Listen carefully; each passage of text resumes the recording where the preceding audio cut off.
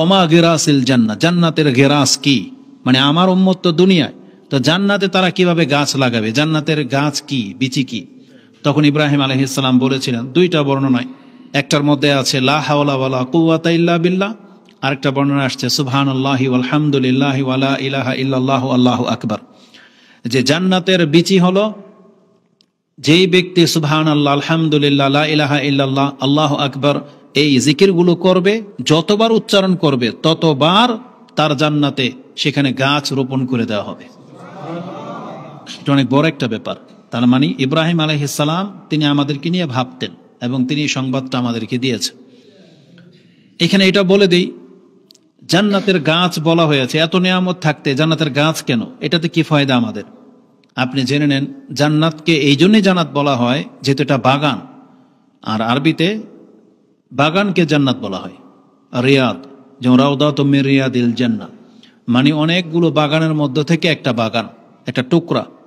তো জান্নাত হলো, যেহেতু এটা গাছে ঘেরা থাকবে, সূর্যের তাপ আপনার অনুভূত হবে না, প্রশান্তময় একটা জায়গা। যেমন এই যে এই মসজিদটা অনেকটা ঠান্ডা, কেন চারপাশে গাছ আছে তাই। কিন্তু শহরের মসজিদে যেখানে গাছ নাই, আপনি এইভাবে বসতে পারবেন না, অনেকটা গরম ভাব আপনার গায়ে লাগবে। তো জান্নাতে যেহেতু অনেক গাছে ঘেরা থাকবে, এই জন্যই মূলত জান্নাতের বৈশিষ্ট্যের ভিত্তিতে আল্লাহ নামকরণ করেছেন জান্নাত।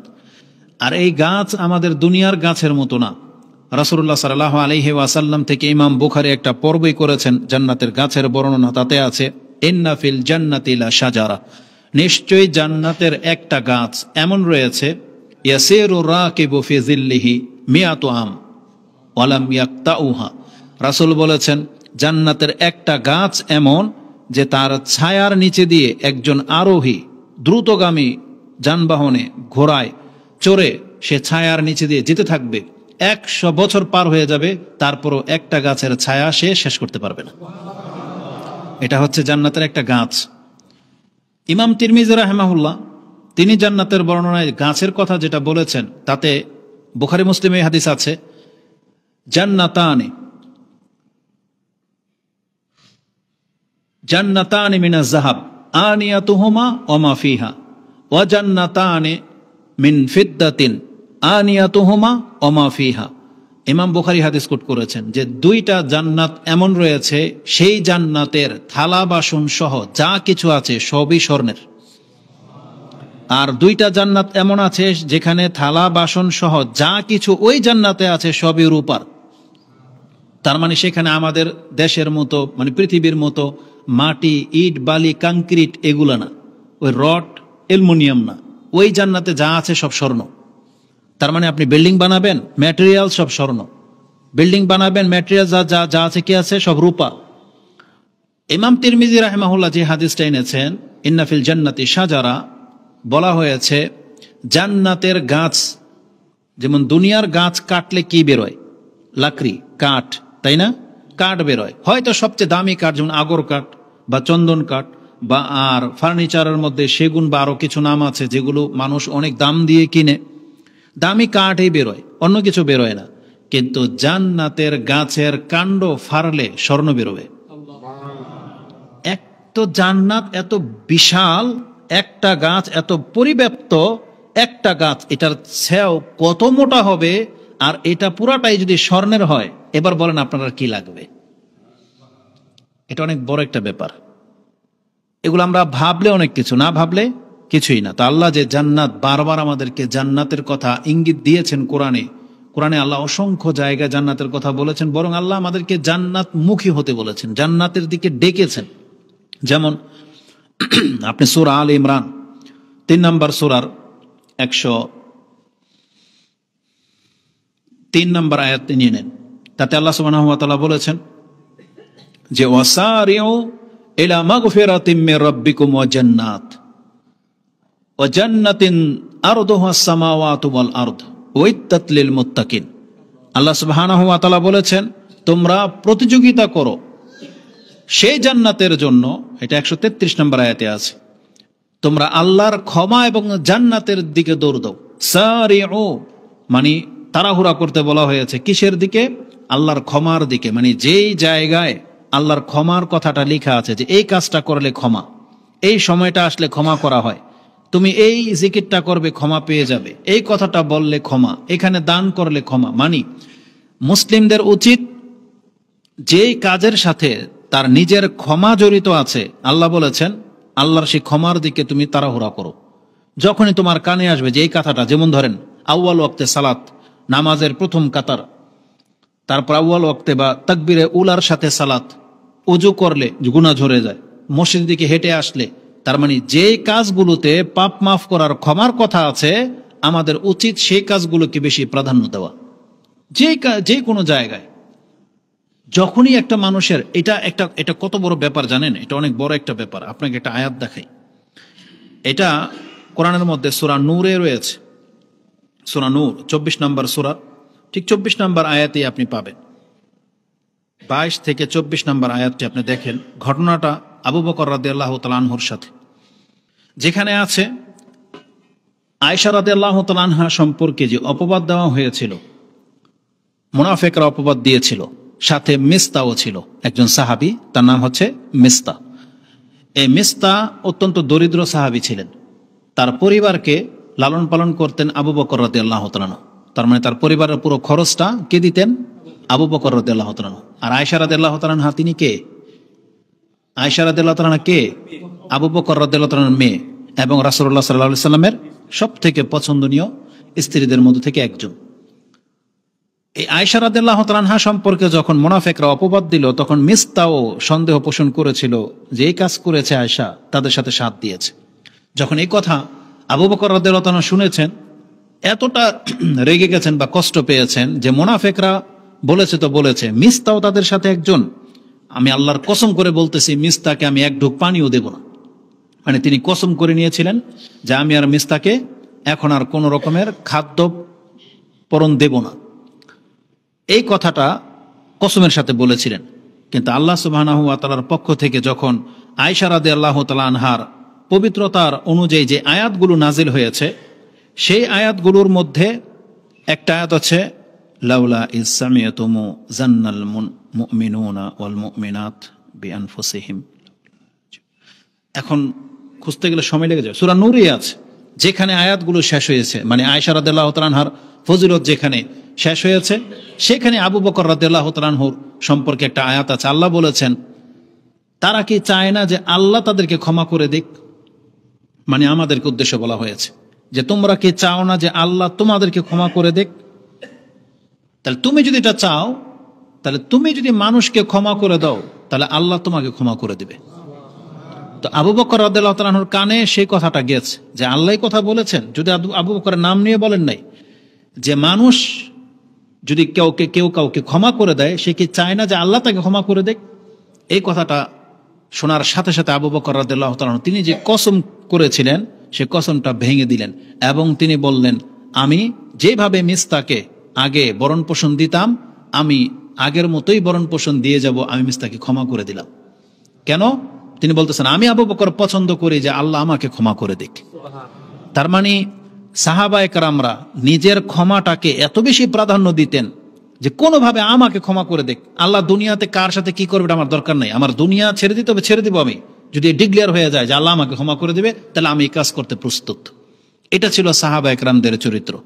যেমন ওই যে আবু দারদা রাদিয়াল্লাহু তাআলা আনহুর ঘটনা, এক বাগান, একটা এতিমের বাগান নিয়ে যখন ফয়সালা করার কথা হলো, রাসূল বলেছেন কে আছো এই বাগানটাকে খরিদ করে দিবে, তার জন্য আমি জান্নাতের গ্যারান্টি দিচ্ছি।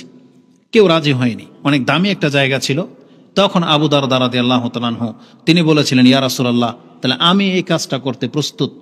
আমার দামি বাগানটা আছে, মুনাফিকরা বলা হয়েছিল, আমার এই দামি বাগানটা আছে, আমি ওকে এটা দিয়ে দিতেছি, আর এর বিনিময়ে আমি এটা খরিদ করে নিলাম। ওটা রাজি হয়ে গেছে। আর এই বাগানটা তখন আবু দারদা রাদিয়াল্লাহু তাআলা আনহু দান করে দিলেন। কিসের জন্য? যখন শুনেছে যে কে আছো এই বাগানটাকে খরিদ করে দিবে, তার জন্য জান্নাতের গ্যারান্টি রয়েছে। তাহলে যখনই জান্নাতের কথা, তখনই আবু দারদা তার সর্বস্ব দান করে দিয়ে তিনি জান্নাত খরিদ করে নিলেন। এবং উম্মে দারদা রাদিয়াল্লাহু তাআলা আনহা তিনি ওই মেন্টালিটিরই ছিলেন। তাকে যখন গিয়ে বলা হলো যে আমি এই কাজ করে আসছি, তোমার যা যা নেয়ার ঘর থেকে নিয়ে বেরিয়ে যাও, কারণ এই বাগান বিক্রি করে দিয়ে আমি জান্নাত খরিদ করে নিয়েছি, তখন ঘটনাটা বললেন। তখন উম্মে দারদা রাদিয়াল্লাহু তাআলা আনহা তিনিও মেনে নিলেন যে যা হবে হবে, তুমি ভালো উত্তম কাজ করেছো। তখন তারা দুইজনই বাগান থেকে বেরিয়ে গেলেন। তা আমি যেটা বোঝাতে চেয়েছি, হ্যাঁ এগুলো বর্ণনাতে আছে, কিন্তু আমাদের অন্তর মেনে নিতে অনেক কষ্ট হবে, কারণ আমাদের দুনিয়ার প্রতি অনেক বেশি চাহিদা জেগে গেছে।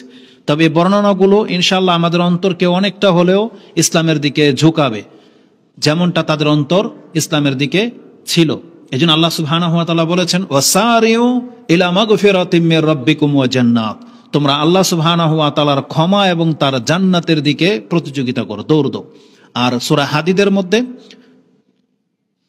21 নম্বর আয়াতে আপনি পেয়ে যাবেন, ওখানে আছে ওয়াসাবিকু ইলা মাগফিরাতিম মির রাব্বিকুম ওয়া জান্নাতিন আরদুহা কাআরদিস সামাওয়াতি ওয়াল আরদ, তোমরা প্রতিযোগিতা করো আল্লাহর ক্ষমা এবং জান্নাতের জন্য।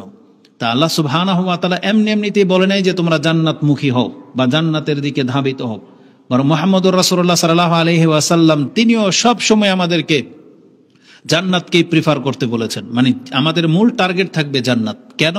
কারণ জান্নাতের নেয়ামত আপনি আর আমি ভেবে এটাকে নিজের মস্তিষ্কে নিয়ে আসতে পারবো না। কারণ আল্লাহ সুবহানাহু ওয়া তাআলা নিজেই বলেছেন, মা লা আইনুন রাত ওয়ালা উযুনুন সামিয়াত ওয়ালা খাতারা আলা কলবি বাশার, কোন মানুষের অন্তর কোনোদিন ভেবে পাবে না যে জান্নাতটা কি জিনিস হতে পারে, ভেবে পাবে না। তারপর আল্লাহ সুবহানাহু ওয়া তাআলা কিছু কিছু বর্ণনা আমাদেরকে দিয়েছেন যাতে আমরা বুঝতে পারি। তো আল্লাহ সুবহানাহু ওয়া তাআলা যত নবী রাসূল প্রেরণ করেছেন তারা আমাদের কল্যাণের জন্যই চিন্তা করতেন। যেমন ইব্রাহিম আলাইহিস সালামের ঘটনাটা আমি আপনার কাছে বললাম। দ্বিতীয় ঘটনা হচ্ছে মূসা আলাইহিস সালাম, তার সাথে যখন রাসূলুল্লাহ সাল্লাল্লাহু আলাইহি সাল্লামের সাক্ষাৎ হয় তখন তিনি সালাম দিয়ে জিজ্ঞাসা করেছিলেন, আপনার রবের সাথে সাক্ষাৎ হয়েছে, আপনাকে কি দিল বা কি নিয়ে আসলেন আপনি? তখন রাসূল সাল্লাম বলেছিলেন, 50 ওয়াক্ত সালাত আমার উপরে ফরজ করা হয়েছে। তখন মূসা আলাইহিস সালাম বলেছিলেন যে ইন্নী আলামু মিনকা বিন্নাস বা আলান্নাস, আমি মানুষ সম্পর্কে আপনার চাইতে বেশি অভিজ্ঞতা রাখি, আমি আমার জাতিকে দেখে নিয়েছি। আপনার উম্মত অনেক দুর্বল, আপনার উম্মতে 50 ওয়াক্ত সালাত আদায় করতে পারবে না, এর যে আপনি ফিরে যান এটা রাব্বিক আপনার রবের কাছে এবং কম করে নিয়ে আসেন। এইভাবে তাকে 5 বার পাঠানো হয়েছে, বা যতবারই গিয়েছেন আল্লাহ 10 করে কমিয়ে দিয়েছেন। এইভাবে তার কাছে কয়েকবার পাঠানোর পরে 5 ওয়াক্ত সালাত নিয়ে যখন রাসূলুল্লাহ সাল্লাল্লাহু আলাইহি সাল্লাম রিটার্ন আসবেন, তখন মূসা আলাইহিস সালাম এই কথাই বলেছিলেন, না 5ও পারবে না। আর বাস্তব আপনি দেখতে পাচ্ছেন যে অধিকাংশ মুসলিমদের চরিত্র, তারা 5 ওয়াক্ত সালাতও আদায় করে না। কিন্তু আপনারা যারা করেন, আল্লাহ আমাদেরকে উদ্দেশ্য করেছেন, যারা 5 ওয়াক্ত সালাত আদায় করতে পারবে আল্লাহ মূলত তাদেরকে উদ্দেশ্য করেছেন, এবং আল্লাহর পক্ষ থেকে ঘোষণা করে দেওয়া হয়েছে, হে নবী আপনার কাছে এটা এলান করে জানানো হলো, আমার পক্ষ থেকে আমি যা কম করার কম করে দিয়েছি, 5ই বহাল থাকবে। তবে আপনার উম্মতের যারা 5 ওয়াক্ত সালাত আদায় করবে, আমি আল্লাহ তাদেরকে নেকির ক্ষেত্রে 50 ওয়াক্তের নেকি দেব। নেকি কিন্তু ঘাটতি করা হয়নি। আর হাদিস বুখারী মুসলিমে আছে, নেকি ঘাটতি করা হয়নি, আল্লাহর কাছ থেকে সময়টা এবং ওয়াক্তগুলো কমিয়ে দেওয়া হয়েছে, কিন্তু আল্লাহ নেকির ক্ষেত্রে 50 ওয়াক্তেরই বহাল রেখেছেন। এবং এই 5 ওয়াক্ত সালাত সবাই যে আদায় করবে না বা করতে পারবে না, এটা মূসা আলাইহিস সালাম যেমনটা বুঝতে পেরেছিলেন, আল্লাহ সুবহানাহু ওয়া তাআলা এটা ভালো করেই জানেন। এজন্য আল্লাহ সুবহানাহু ওয়া তাআলা বলে দিয়েছেন, নিঃসন্দেহে 5 ওয়াক্ত সালাত কায়েম করা এটা একটা অনেক বড় কাজ। তবে কাদের জন্য সহজ? যারা আল্লাহকে ভয় পায়, যারা আল্লাহর সামনে দাঁড়াতে হবে এটাকে চিন্তা করে, তাদের জন্য 5 ওয়াক্ত নামাজ পড়া সহজ। যেমন আল্লাহ সুবহানাহু ওয়া তাআলা বনী ইসরাঈলদেরকে উদ্দেশ্য করে বলেছিলেন, যেটা আপনি সূরা বাকারার 45 এবং 46 নম্বর আয়াতে পেয়ে যাবেন। আল্লাহ বলেছেন, ওয়াস্তাঈনু বিস-সাবরি ওয়াস-সালাহ, তোমরা আল্লাহর কাছে সাহায্য কামনা করো ধৈর্যের মাধ্যমে এবং সালাতের মাধ্যমে। ওয়াস্তাঈনু বিস-সাবরি ওয়াস-সালাহ। তারপর আল্লাহ বলেছেন, ওয়া ইন্নাহা লাকাবীরাতুন, তবে এটা অনেক বড় কঠিন কাজ। তার মানে নামাজে এবং ধৈর্য ধারণ করে আল্লাহর পথে টিকে থাকা, আল্লাহর কাছে সাহায্য তলব করা, এটা অনেক কঠিন কাজ। তবে আল্লাহ বলেছেন, ইল্লা আলাল খাশিইন, তবে যারা আল্লাহকে ভয় পায় তাদের জন্য কঠিন না।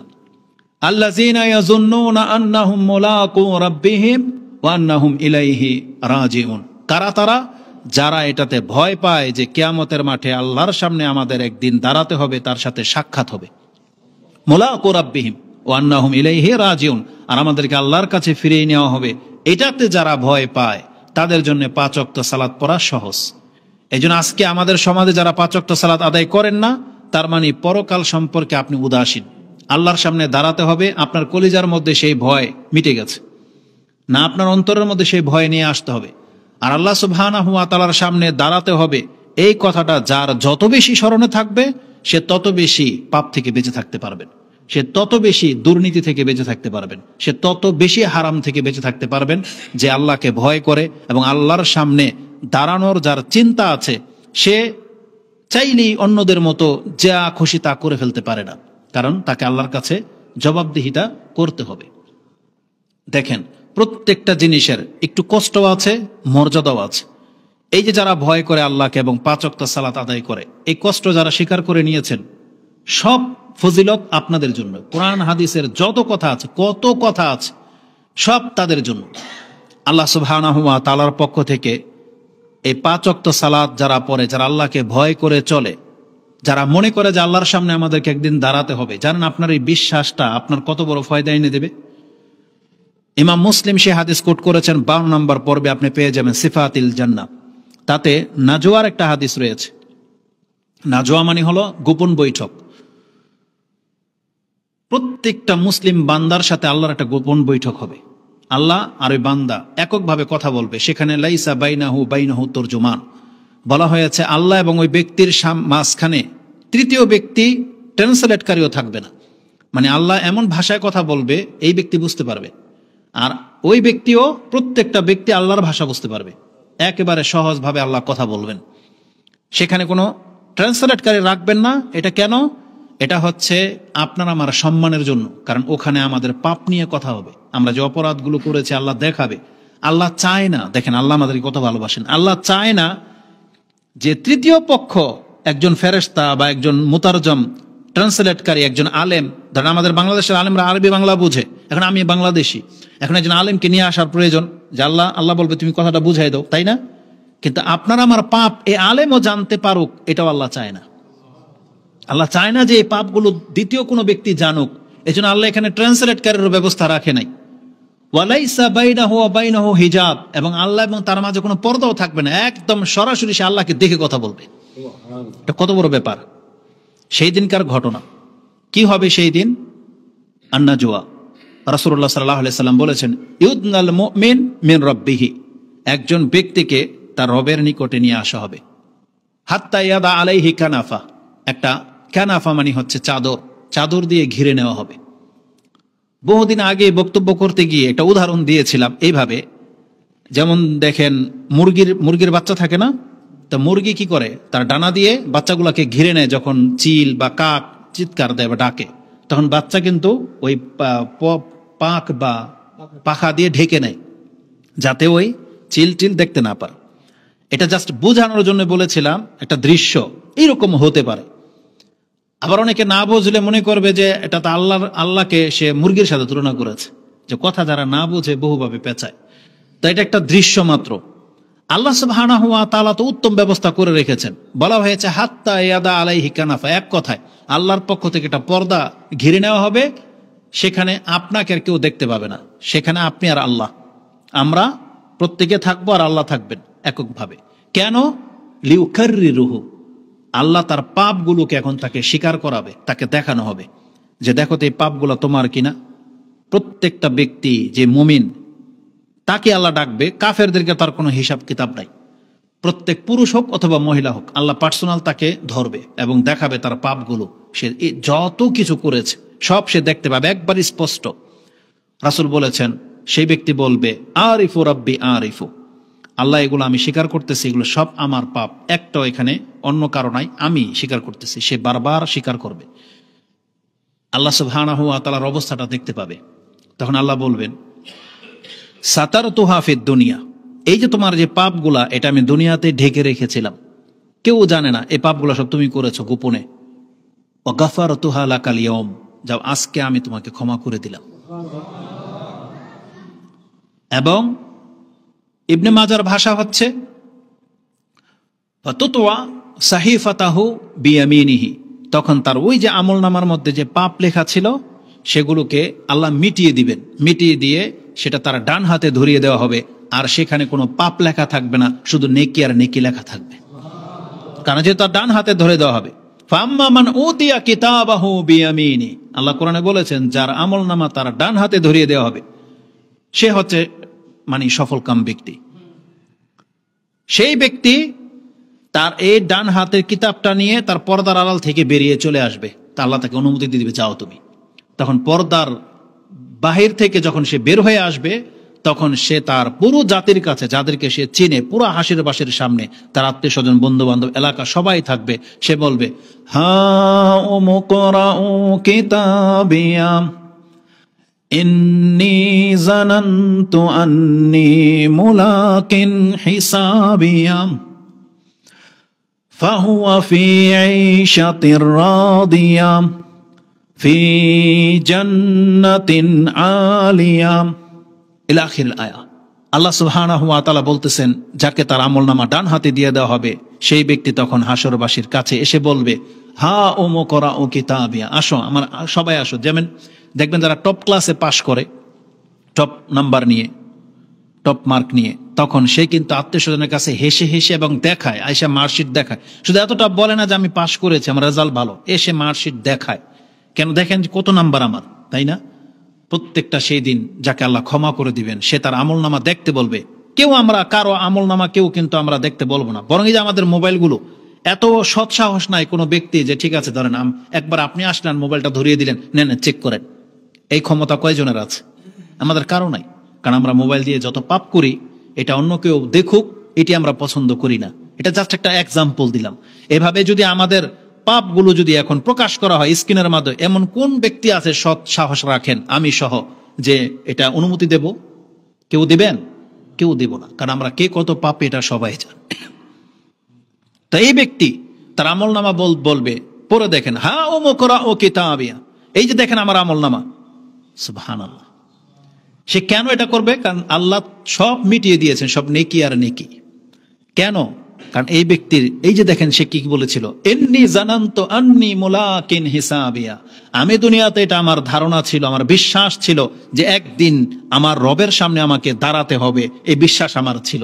দেখেন এই বিশ্বাসের কারণে আল্লাহ বলেছেন যে ব্যক্তি আমার সম্পর্কে যেমন ধারণা করবে আমি তার সাথে তেমন আচরণ করব। ইন্নী আনা জান্নি আবিদিবি, আল্লাহ বলেছেন আমি আমার বান্দার ধারণাতীত তার সাথে থাকি, ও আমার সম্পর্কে যেমন ধারণা করবে আমি আল্লাহ ওর সাথে তেমন আচরণই করব।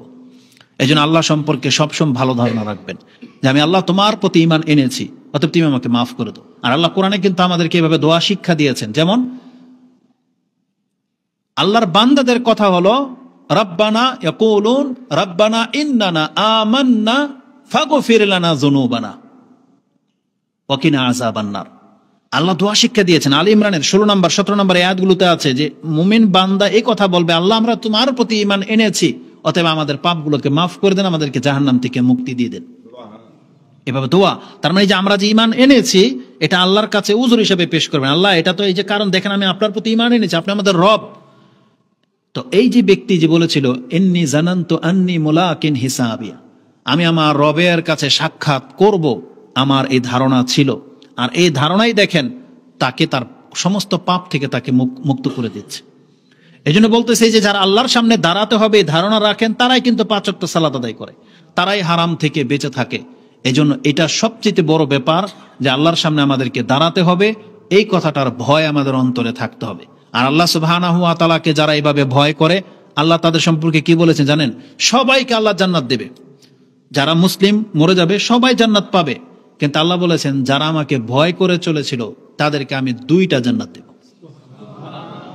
ওয়ালিমান খাফা মাকামা রাব্বিহি জান্নাতান, সূরা রহমানের মধ্যে আল্লাহ বলেছেন ওয়ালিমান খাফা মাকামা রাব্বিহি, যেই ব্যক্তি আল্লাহ সুবহানাহু ওয়া তাআলার সামনে দাঁড়ানোটাকে ভয় পায় আমি তার জন্য 2টা জান্নাত প্রস্তুত করে রেখেছি।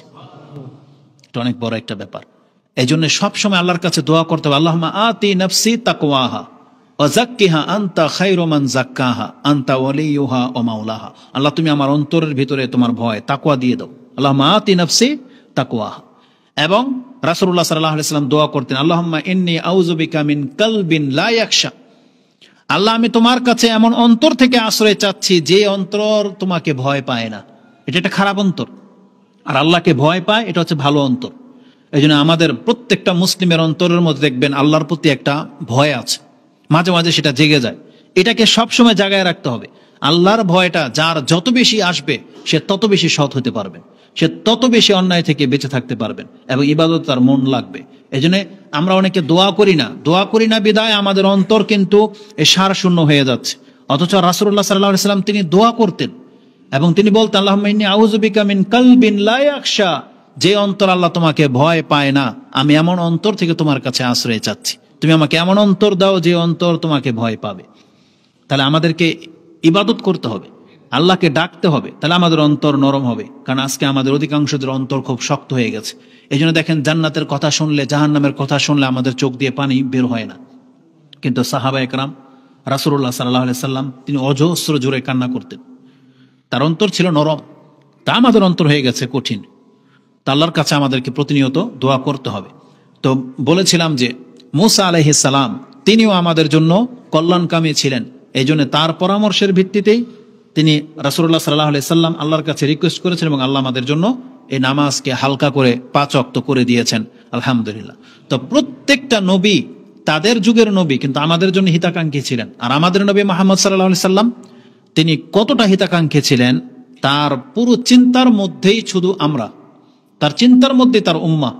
রাসূলুল্লাহ সাল্লাল্লাহু আলাইহি সাল্লাম চাইতেন যে আমার উম্মত সব মুসলিম হয়ে যাক, চাইতেন আমার উম্মত সব জান্নাতে চলে যাক, এটা চাইতেন এবং তার অন্তর ব্যথিত হতো, তিনি কষ্ট পেতেন। কোরআনের 2টা আয়াতে, সূরা তাহার মধ্যে আছে এবং সূরা কাহাফ 18 নম্বর সূরার 6 নম্বর আয়াতটা দেখেন, তাতে আল্লাহ সুবহানাহু ওয়া তাআলা বলেছেন, ফালাআল্লাকা বাখিউন নাফসাকা আলা আসারিহিম ইল্লাম ইয়াকুনু ইন লাম ইউমিনু বিহাযাল হাদিসি আসাফা। আপনি এদের জন্য আক্ষেপ করে করে কি নিজে হার্ট অ্যাটাক করবেন? তারা যদি এই কিতাবের প্রতি ঈমান না আনে তাহলে তাদের জন্য আক্ষেপ করে কি আপনি হার্ট অ্যাটাক করে ফেলবেন? আল্লাহ সুবহানাহু ওয়া তাআলা বলতে, এটা কার সম্পর্কে বলা হয়? আমরা যখন দেখি এমন ব্যক্তিকে যে তার সন্তানের জন্য বা তার ভাইয়ের জন্য চিন্তা করতে করতে একবারে পেরেশান হয়ে যায়, যে তার ভাই বিপদে আছে বা তার সন্তান যখন বিপদে থাকে, বাপ মা যে চিন্তাটা করে, যার মেয়ে বিয়ের উপযুক্ত বা ছেলের কোনো একটা কিছু হচ্ছে না বা বড় ধরনের অসুস্থ হয়ে গেলে ওই চিন্তা বাপমার মাঝে দেখা যায়। তো রাসূলুল্লাহ সাল্লাল্লাহু আলাইহি সাল্লাম এই চিন্তাটা তিনি তার শুধু সন্তানের জন্য না, তিনি পুরো উম্মতের জন্য করতেন, যার ফলে আল্লাহ কোরআনের আয়াত নাজিল করে দিয়ে তাকে সান্ত্বনা দিচ্ছেন যে তারা যদি ঈমান না আনে তার বলে কি আপনি নিজেকে হালাক করে দিবেন? তার মানে একজন ব্যক্তির অন্তরে কতটা চিন্তা থাকলে আল্লাহ নিজে, যেহেতু আল্লাহ সবার অন্তরের খবর জানে, আর আল্লাহ সুবহানাহু ওয়া তাআলা নিজেটা প্রকাশ করেছেন যে এই নবী আপনি আপনার উম্মতের জন্য এত কেন পেরেশান। রাসূলুল্লাহ সাল্লাল্লাহু আলাইহি ওয়াসাল্লাম একদিন কান্না করছেন এবং উম্মতি উম্মতি বলতেছেন। তখন আল্লাহ সুবহানাহু ওয়া তাআলা তিনি জানেন, তারপরও জিবরাইল আলাইহিস সালামকে পাঠিয়েছেন যে তাকে সালাম বলেন।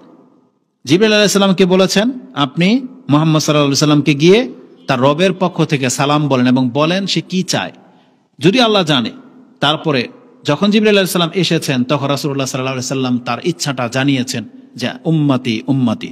তখন আল্লাহ সুবহানাহু ওয়া তাআলার পক্ষ থেকে ঘোষণা করে দেওয়া হয়েছে যে আপনি শান্ত হন, আপনার উম্মতের ব্যাপারে আমি আপনাকে নিরাশ করব না। তার মানে আপনাকে সন্তুষ্ট করে দেওয়া হবে। তো কিয়ামতের মাঠে রাসূলুল্লাহ সাল্লাল্লাহু আলাইহি ওয়াসাল্লাম যেটা আবদার করবেন আমাদের সম্পর্কে আল্লাহর পক্ষ থেকে বলা হয়েছে, আপনার সে আবদার মানা হবে এবং আপনাকে সেটা দেওয়াও হবে। যেমন ওই মাকামে মাহমুদের যে হাদিস রয়েছে তাতে রয়েছে রাসূল সাল্লাল্লাহু আলাইহি ওয়াসাল্লাম সেজদায় পড়ে থাকবেন লম্বা সময় এবং তিনি আল্লাহর প্রশংসা করবেন এবং আল্লাহ তখন তাকে বলবেন ইরফা রাসাক, আপনি মাথা তোলেন, ওয়াসাল তোতা, আপনি চান আপনাকে দেওয়া হবে, ওতুশাফা ওয়াশফা তুশাফা, আপনি সুপারিশ করেন আপনার সুপারিশ গ্রহণ করা হবে। এইভাবে রাসূলুল্লাহ সাল্লাল্লাহু আলাইহি ওয়াসাল্লামকে আল্লাহ সম্মানিত করবেন। এবং রাসূলুল্লাহ সাল্লাল্লাহু আলাইহি ওয়াসাল্লাম নিজেও দেখেন কি করেছেন আমাদের জন্য, যেটা হাদিসটা চলে আসছে বলে দিই। এই হাদিসটা ইমাম বুখারী রাহিমাহুল্লাহ তার দোয়ার প্রথম হাদিস এবং মুসলিমে হাদিসটি আপনি 374 থেকে নিয়ে 80 এই সবগুলোর মধ্যে একটাই হাদিস পাবেন। 374, 75, 76, 77, 78, 79 একটাই হাদিস। সেটা কি?